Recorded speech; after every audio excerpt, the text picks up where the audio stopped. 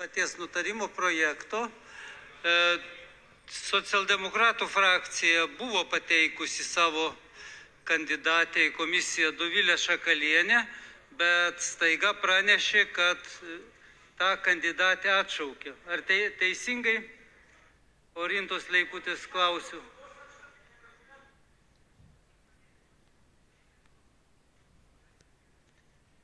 Tarsi ir diskutavo, tačiau prieš oficialiai pateikiant mes pasakėme, kad nedalyvausime. Smerkėme pasisakymus, bet komisijos veikloje tokioje nedalyvausim. Tai tokiu būdu, kai dabar balsuosim po pateikimo, tai turėkime omeny, kad Dovilės Šakalienės, kad tarp komisijos narių nėra, nors tekste tai jos pavardė yra atspausdinta pagal ankstesnį buvusį teikimą. Dabar motyvai už prieš, už Vilius Semeška. Dėkui, posėdžio pirmininkė, gerbiami kolegos. Saviraiškos laisvė yra pamatinė laisvė demokratinėje valstybėje, tačiau saviraiškos laisvė nėra absoliuti. Ir kuomet sistemingai ir pakartotinai skleidžiamas antisemitinio pobūdžio pareiškimas arba pareiškimai, tai yra tam tikra raudona linija tiek mūsų parlamentui, tiek kiekvienam piliečiui, o šis nutarimo projektas nėra savaime jau kaltinimas. Tai yra pareiga mūsų įvertinti, kokią žalą tokie pareiškimai daro, ar tai nėra Seimo nario priesaikos sulaužimas. Todėl nereaguoti būtų didesnis nusikaltimas, negu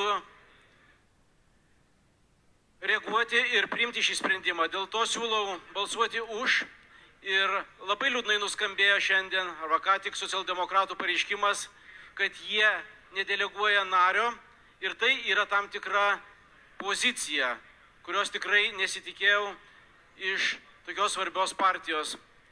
Ačiū labai. Agnė Širinskienė prieš nutarimo projektą kalbės.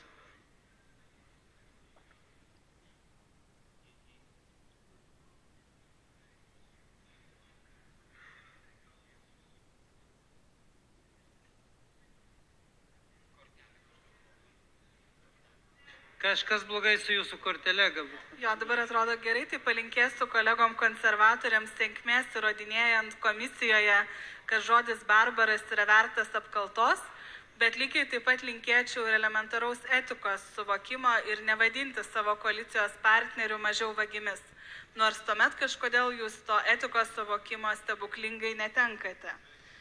Tai sėkmės dirbti, bent jau tokį darbą rudens sesijoje turėsit, kada nepavyksta padaryti kažkokių kitų darbų. Ir tikrai balsavime šitame jūsų politinėme cirke, kurį jūs leidžiate kaip dūmo uždangą savo neveikimui pateisinti, nematau prasmės dalyvauti, taigi ir balsavime nedalyvausiu.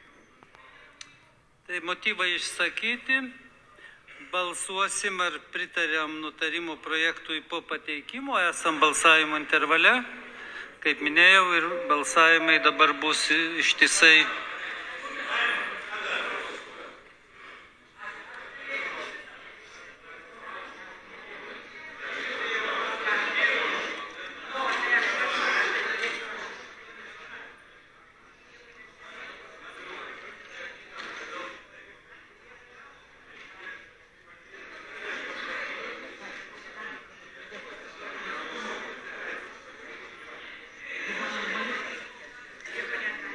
Balsavo 69 už 66, prieš 1 susilaikė 2.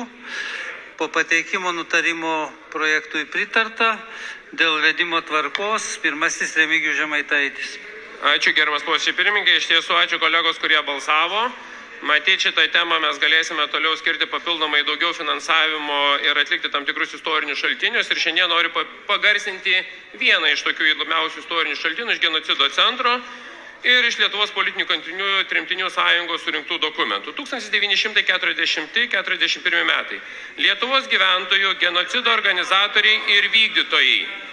Paklausykite, organizatoriai ir vykdytojai.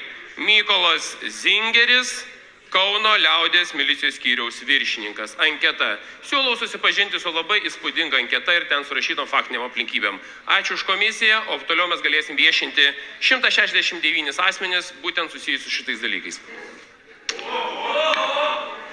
Tai dar nutarimo nepriimam, dar nedėkokit, kol kas tik po pateikimo Vytautas Mitalas, prašau.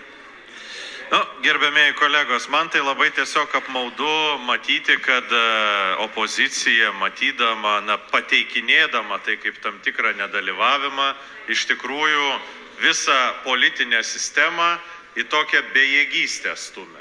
Man atrodo, kad mes turėtumėm turėti savyje jėgų, užkirsti kelią visiškai nelogiškiam, visiškai nepateisinamiem, visiškai gėdingiam pareiškimam.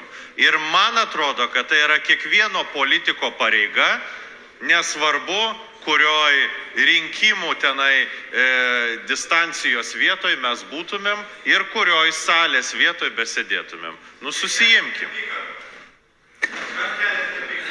Tomas Tomilinas, replika po balsavimo. Aš tai norėčiau paklausti retoriškai, kiek vagių ir niekšų turi Žemaitaičio pavardę? Na, jeigu klausimas man, nelabai žinau, ką čia atsakyti. Taip, Dovilė Šakalienė, repliko balsavimą. Aš siūlyčiau kolegos neapibendrinti, kodėl mes priėmėm tokį sprendimą, nes labai gerai žinote, kad man yra tekę vadovauti irgi labai nemaloniai apkaltos komisijai. Ir vieną dalyką, ką tikrai išmokau per šitą procesą, kad tie žmonės, kurie yra pasielgę neetiškai, nepateisinamai ir tikrai smerkiu tokį elgesį, dažniausiai iš to padaro šou. Šiuo atveju mes turime kolegą, kuris turi puikių teisinių žinių ir aš manau, kad viskas, ką mes tikrai turėtume šito vietoj padaryti, tai užtikrinti, kad nebūtų pagrindo skųstis, jog nebuvo užtikrinta teisė į teisingą procesą. Mums yra nepriimtini jo pasisakymai, socialdemokratų ir frakcija ir partija tą labai aiškiai pasakė. Ir labai norėtume matyti šį procesą atliktą tinkamai ir teisingai. Kadangi turėjau garbės atstovauti Seimą konstitucinėme teisme ir apkaltos proceso, kuriam vadovavau, tikrai, manau, atlikau teisingai, nepaisant visų advokatų skundų ir panašių žeminimų, tai šitoj vietoj procedūrinių reikalavimų laikymasis yra tai, kas padidina tikimybę, kad pasieksim teisingumą. Ir bet kas iš teisėsaugos jums pasakys tą patį. Na, gaila, kad jūs nesutikot būti komisijoje, galėjo tada ir kaip tik prisidėti prie to, kad viskas vyktų labai tvarkingai ir teisingai.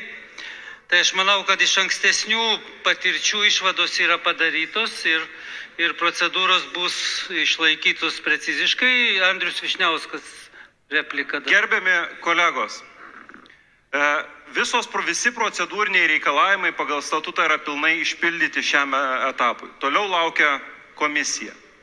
Bet man atrodo, žiūrint į kolegas kairėje, kai jūs kalbate, kad reikia teisinių argumentų ir kitų dalykų, jeigu jūs nesabotuotumėt šito proceso ir, pavyzdžiui, komisiją deleguotumėt labiausiai patyrusį šio Seimo teisininką Julių Sabatauską, žmogų, kuris vadovavo Pakso apkaltos komisijai, tai mes turėtumėm ir žymiai didesnį pastiprimą. Galėtumėme normaliai diskutuoti komisijoje. Šiandien jūs dėjot į krūmus labai paprastai ir paminėt žmogaus teisės. Tai yra gėda.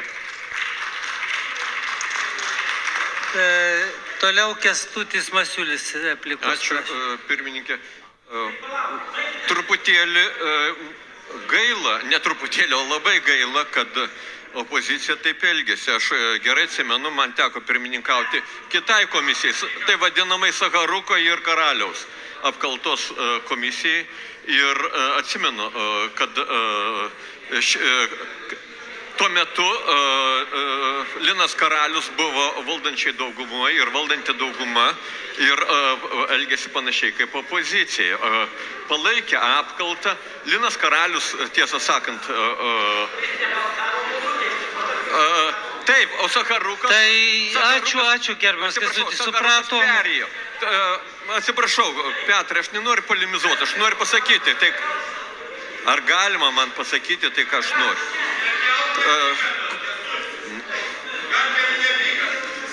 Kolegos, leiskite kalbėti. Tai aš vis dėlto matau, kad kairėje pusė tik vienas žmogus iš Socdemų partijos išdrįso paspausti mygtuką ir balsuoti taip, kaip reikalautų politikos sąžinė. Tai Sysas, tai vienintelis garbingas politikas šitoje pusėje.